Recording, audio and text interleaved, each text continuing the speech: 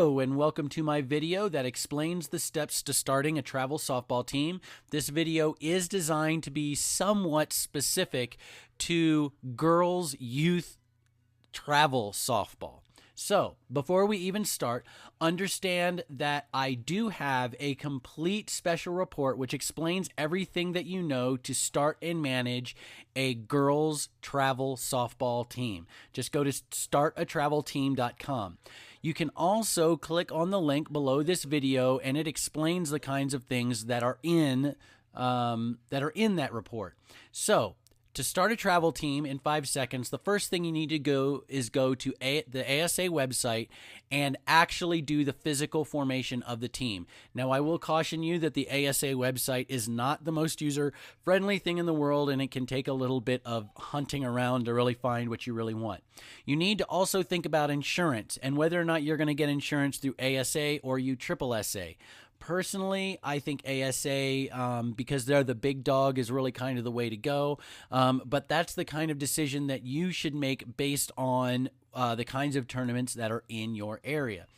From there, you will want to recruit some girls. Now, I go into recruiting quite extensively in the special report.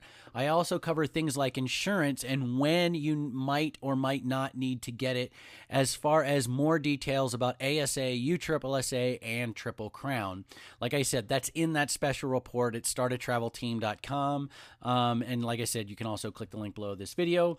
Next, you will want tryouts. Now, notice that I put recruiting before tryouts. The reason why is your team is likely to be much more successful if you recruit some girls first and have tryouts second. Like I said, I explain how to recruit girls and where you can find girls to recruit and all of that kind of good stuff in that special report. Next, your first parent meeting. That is where you need to discuss expectations. That's expectations of the parents, expectations of the players, and the kinds of things that the players and parents can expect out of the coach, how long your practices are going to be, how many tournaments you're going to have, where the tournaments are going to be, all that kind of good stuff. I cover that first parent meeting also in that special report, of course. Next, practice. Kind of goes without saying that if you're going to have a highly competitive travel softball team that you're going to need to practice, that special report covers getting practice fields to play on and doing it in a way that you don't got to worry about anybody giving you any grief or you showing up at the field and somebody else is using it. And last but not least, tournaments. If you're going to have the team, there's going to be tournament play involved, and there are numerous resources that that you can use to find tournaments to play in. That is pretty much it.